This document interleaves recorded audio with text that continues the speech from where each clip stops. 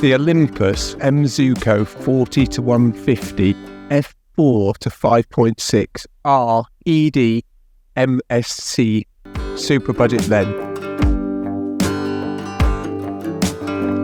In this video, I intend to do a review of this lens and give you an idea if it's worth buying yourself, or if you've already got this lens and you're looking for a second opinion, or you want to see what other people think of this lens. Hopefully I can give you a nice review of it. f4 to 5.6 does suggest that it is a budget lens, which is what it is. And it's super slow, meaning f4, even at the shortest, and f5.6 at its longest, doesn't make it completely ideal for sport or wildlife because of the slowness of the lens. In fact, the pro version of this lens is f2.8 all the way through the zoom range. It is really small though. It's smaller than a Canon cone, and it only weighs 190 grams. It's a lot lighter too. In fact, it's about 88 millimeters long and about 60 millimeters wide. That's 3.5 inches by 2.5. As you can see, it's tiny. It's a perfect lens to put in your pocket, to put in your bag. This truly is a budget lens, and it's actually been made for the pen lenses, and you can get this lens as part of a kit with the EPL3 and other of the EPL lenses.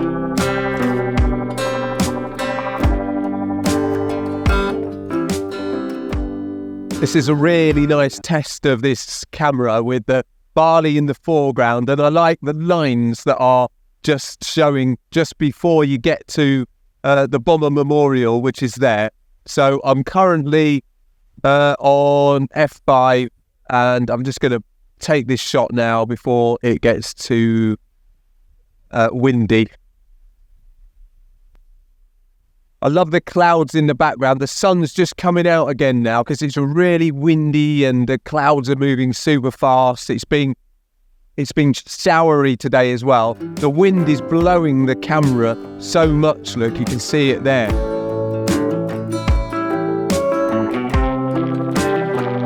The lens is fully plastic, and it's got a plastic mount, as you might be able to see there. And because of that, it's super, super light. And also because of it's so plastic, it's not weather sealed. I guess you need to buy a pro lens if you want a weather sealed lens, but still, at this price, you can't expect everything. As photographers, we often overlook the cheaper option, the budget equipment. And of course, it's natural to think you pay more money, you're going to get a better quality piece of equipment. And that's, most of the time, that's true. But even these cheaper options, even these budget pieces of equipment can still provide a really good service, good piece of equipment that will provide good, if not good enough, results. And that's exactly what this lens is. That I keep this in my bag all the time. It's my go-to telephoto lens, if you like. It's the one I use all the time. One of the reasons I've come out to the South Common is to try to take that picture there of the cathedral using the 150 range on the 40-150 lens, and just to really see how well that image comes out. I've got the lens extended at its fullest length, and the sun's shining on the cathedral now, so I'm just going to take that shot and see how it goes. I'm on f8, 1/500th of a second, and ISO 200, and I'm on 150mm. So I'm doing the full 150mm at the cathedral now. I'll put that picture up right now so you can see how it is and see how well the lens at its full extent has performed.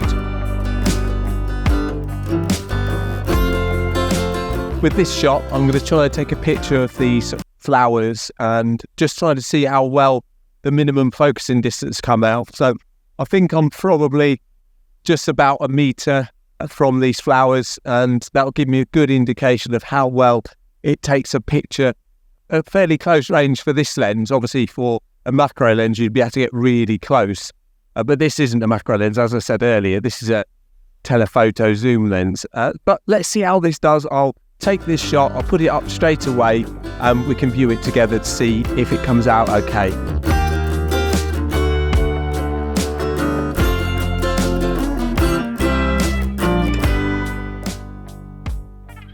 During my visit out to the South Common yesterday, I realised that I had missed out quite a few of the key specifications of the lens, or it didn't get recorded while I was out. The minimum aperture of this lens is f4, and the maximum aperture at its smallest is f22.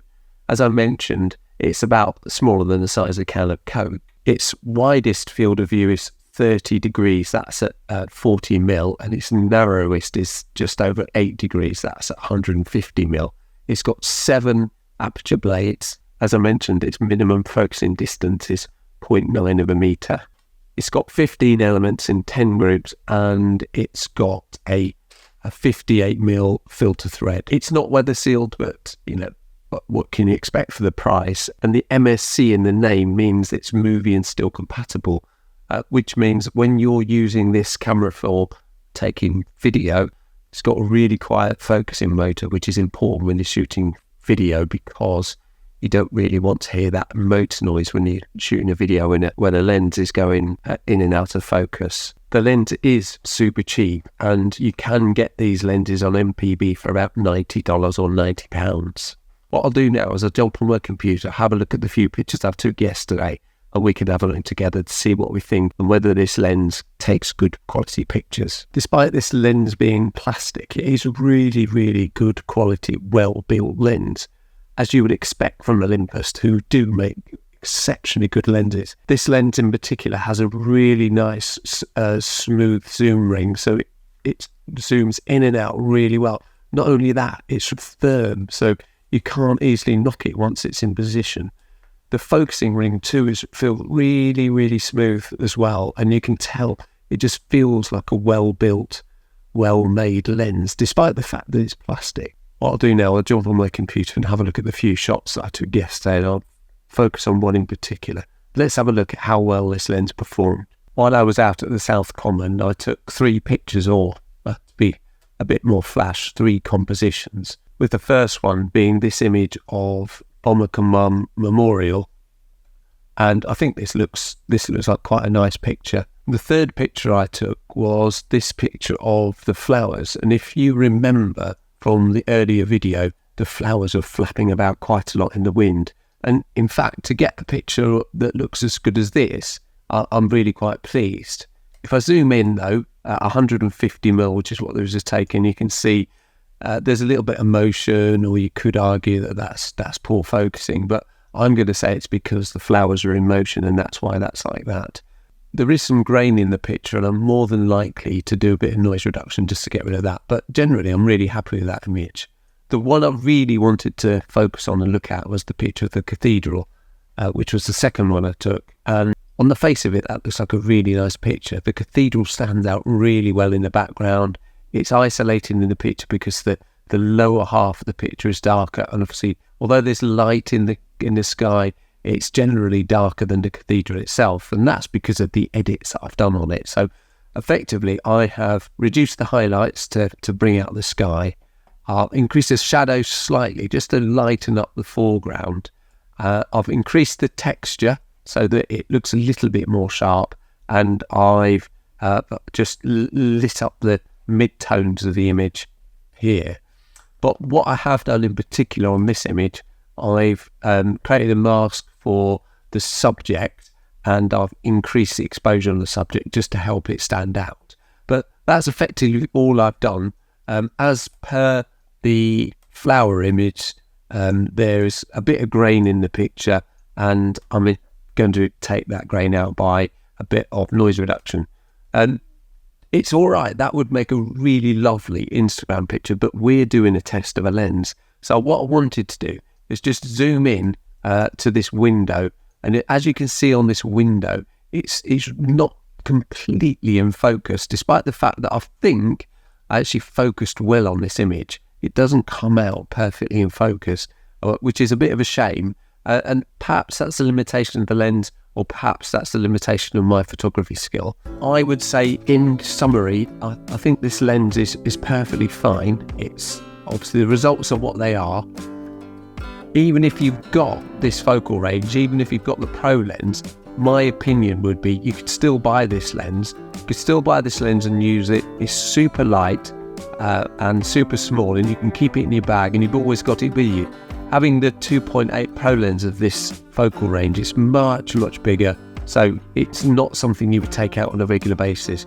But my view is this lens is good enough, and the pictures that I've just shown you on my screen, they're all going to be perfectly fine for Instagram if that's what you use it for, as I do. As always, thank you very much indeed for watching the video. I really appreciate that you've taken your time to watch this video, and I hope it's been interesting, and I hope it's provided you some value, and especially gives you an idea of what the 40 to 150 lens can do and if it's worth owning one yourselves.